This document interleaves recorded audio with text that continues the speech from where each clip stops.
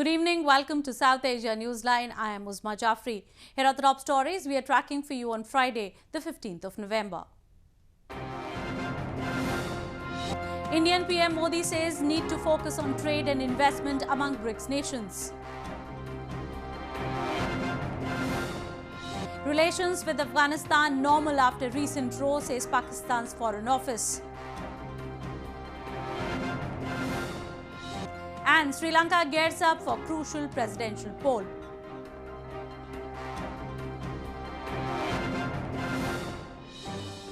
And now for all the details. Indian Prime Minister Narendra Modi on Thursday left for home after his two-day visit to Brazil to attend the 11th BRICS summit. Modi addressed the plenary session of the meet, where he highlighted issues including trade, investment, terrorism, water management and multilateralism. Indian Prime Minister Narendra Modi on Thursday stressed on the need to focus on trade and investment among the BRICS nations and called for efforts to strengthen cooperation in the field of innovation. Addressing BRICS plenary session in Brazil's capital Brasilia, Prime Minister Modi said innovation has become the basis of development and therefore it is necessary that member nations strengthen cooperation in the field. Raising the issue of terrorism, the Prime Minister said that the menace has resulted in the loss of $1 trillion to the world economy. हमें आपसी व्यापार और निवेश पर विशेष ध्यान देने की जरूरत है। इंट्रा ब्रिक्स व्यापार विश्व व्यापार का सिर्फ 15% है, जबकि हमारी सम्मिलित आबादी दुनिया की आबादी की 40% से भी ज़्यादा है। पांचों देशों में सर्विस सेक्टर जीडीपी का बड़ा हिस्सा है, इसलिए सर्विसेज में व्यापार को बढ़ाने की अच्छी संभावनाएं हैं। Prime Minister Modi later addressed a dialogue with BRICS Business Council and New Development Bank. He called upon the BRICS Business Council to prepare a roadmap to achieve the target of $500 billion trade between the member countries of the bloc by 2020, the year when Russia hosts the next summit. During the 11th BRICS summit, leaders of the bloc nations reaffirmed their fundamental commitment to mutual respect and shared the goal of building a peaceful, stable and a prosperous world. Launching a blistering attack on Pakistan at the UNESCO General Conference in Paris on Thursday, India said that the cash-strapped nation has terrorism embedded in its DNA and that the country's neurotic behavior is responsible for the ravaged state of its economy and society. Pakistan has a deep-rooted DNA of terrorism, India said at a UNESCO meet in France on Thursday in a sharp reply to Pakistan over its false propaganda on Jammu and Kashmir, asserting that the cash-strapped nation's neurotic behavior had resulted in its decline to a nearly failed state. While exercising the second right to reply at the 40th General Conference of UNESCO in Paris, Indian diplomat Ananya Agrawal called out Pakistan on its hypocrisy, systematic persecution of minorities and glorification of terrorism. She described Pakistan as a home to all shades of darkness, from extremist ideologies and darker powers of radicalization to the darkest manifestation of terrorism. Pakistan's neurotic behavior has resulted in its decline to a nearly failed state with a weak economy, radicalized society, and deep-rooted DNA of terrorism. We condemn Pakistan's disappointing misuse of UNESCO to spew venom against India and politicize UNESCO. The Indian diplomat listed Pakistan's treatment of minorities and said that in 1947, minorities formed 23% of Pakistan's population. They have now dwindled to make nearly 3%. She highlighted that Pakistan has subjected Christians, Hindus, Sikhs, Ahmadiyas, Pashtuns, Sindhis and the Baloch to draconian blasphemy laws, blatant abuse and forced conversions over the years. President of Pakistan Muslim League Nawaz Shehbaz Sharif on Thursday hit out at Prime Minister Imran Khan's government for giving one-time conditional permission to former Premier Nawaz Sharif to travel abroad for medical treatment. Nawaz Sharif was released on bail last month from a 7-year sentence for corruption after repeated medical issues. Shehbaz Sharif, the president of Pakistan Muslim League Nawaz or PMLN party, on Thursday hit out at the government for giving one-time conditional permission to former Premier Nawaz Sharif to travel abroad for medical treatment. Shehbaz said Prime Minister Imran Khan's government has stooped to a new low by asking Nawaz Sharif for multi-billion rupees indemnity bonds to strike his name off the no-fly list. He said the government was doing so even as the courts have already granted Nawaz bail to seek treatment anywhere in Pakistan or abroad. The government on Wednesday granted ailing Nawaz Sharif a one-time permission to travel abroad for treatment for a period of 4 weeks, provided he submits an indemnity bond to the tune of rupees 7 to 7.5 billion. Three-time Prime Minister Sharif was released on bail last month from a 7-year sentence for corruption after repeated medical issues. Sharif, who has dominated Pakistani politics for 3 decades, denies the corruption charges, claiming they are politically motivated. Pakistan's Foreign Office on Thursday said that bilateral ties with Afghanistan have normalized as high-level diplomatic engagements took place recently.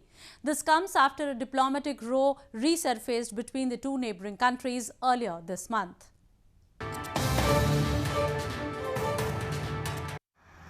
Pakistan's Foreign Office on Thursday said that bilateral ties have normalized as high-level diplomatic engagements took place following some restraint in relations between Pakistan and Afghanistan recently. Earlier this month, a diplomatic row had resurfaced when Afghanistan objected to summoning of its chargé d'affaires by Pakistan's spy agency Inter-Service Intelligence over the harassment claims made by Pakistani diplomats in the country's embassy in Kabul.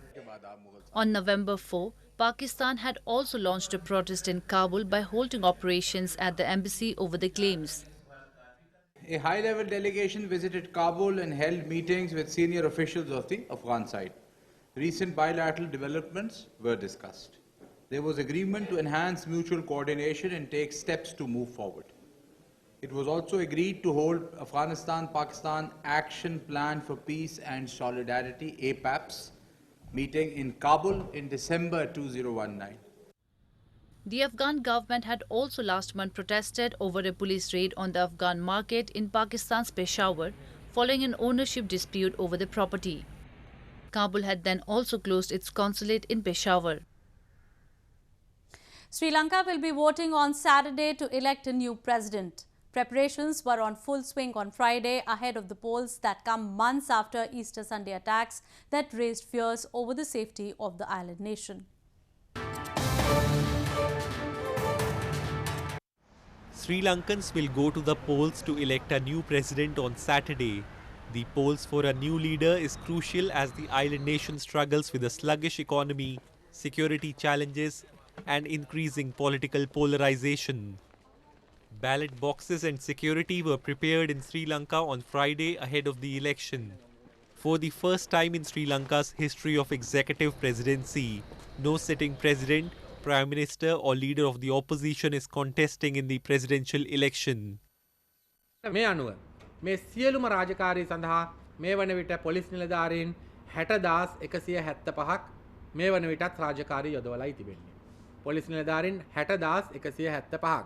ඊට අමතරව civil ආරක්ෂක බලකායේ නිලධාරීන් හා බටයින් 8,080ක්. Though this year's election has a record 35 candidates running from across the political spectrum, the fight is between two main candidates, the ruling United National Party's Sajid Premadasa and Gotabaya Rajapaksa from the opposition Sri Lanka People's Front or SLPP party. 52-year-old Premadasa, the only son of assassinated President Rana Singhe Premadasa, has built his campaign on promising a mixture of continuity and new leadership. Gotabaya, a former defense chief under whom Sri Lanka's 26-year-long war with Tamil rebels ended, has promised a return to the policies of his brother Mahinda, who many rights groups accused of widespread violations during his 10-year rule. Bangladesh has the 4th highest prevalence rate of child marriage in the world. and the second highest number of absolute child brides according to UNICEF. Helpline 333 for adolescent girls, launched in 2018 by the Bangladesh government, has emerged as a lifesaver.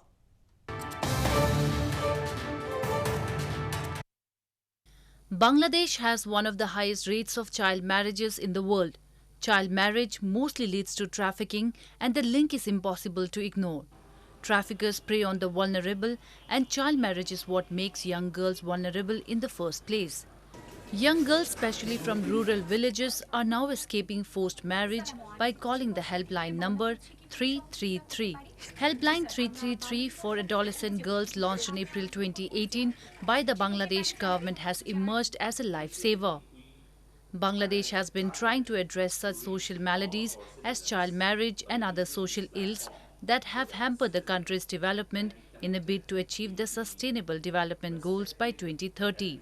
We're really happy that our government administrations, they're responding to the calls and they're protecting our young underage girls from child marriage.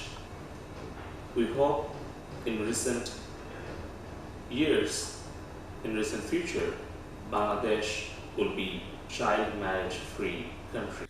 According to the State of World Population Report 2019 released by United Nations Population Fund, a staggering 59% of the marriages that took place in Bangladesh between 2006 and 2017 involved brides below the age of 18. At a time when residents in smog-hit New Delhi are gasping for breath, an oxygen bar in the Indian capital is offering pure oxygen to its customers in different aromas. Although popular across the globe, the concept is relatively new in India.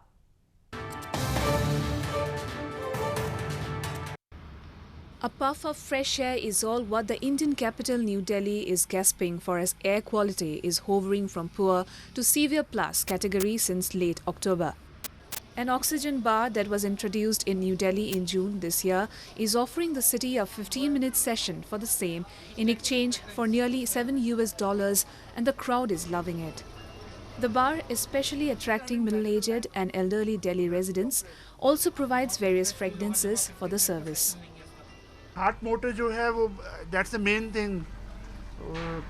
Oxygen के बगैर तो बहुत मुश्किल हो जाता है. बंदा पानी अच्छा पी ले, लेकिन हवा तो वो उसके कंट्रोल में नहीं है. और यहाँ पे जब आप जैसे बोलते कोशिश कर ही रहे हैं कि भाई आपको best to best 99% oxygen provide करें, we are fortunate for this. अभी भी मैंने चेक किया था फ़ोन में, तो लगभग 642 कुछ एयर क्वालिटी इंडेक्शन बता रहा था, जो कि बहुत ही मतलब कि सेहत के लिए बहुत ही ज़्यादा ख़राब है. तो उसमें ये बहुत ज़्यादा हेल्प करता है, बॉडी को आपकी डिटॉक्सीफाई करता है, जो पॉल्यूशन का बैड इफेक्ट है उसको कम करता है, कार्बन वगैरह जो भी आपके अंदर जा रहा है उसके इफेक्ट को ये कम करता है, और बॉडी को एनर्जाइज करता है, बॉडी को रिलैक्स फील कराता है. With several posters and other informative pamphlets, the bar also explains the impact of each flavor on the body. Although popular across the globe, the concept of an oxygen bar is relatively new in India. Many people also use it for recreation. Well, that's the way it was in South Asia this evening. Before we conclude, the top stories once again. Indian PM Modi says need to focus on trade and investment among BRICS nations. Relations with Afghanistan normal after recent row, says Pakistan's Foreign Office. And Sri Lanka gears up for crucial presidential poll.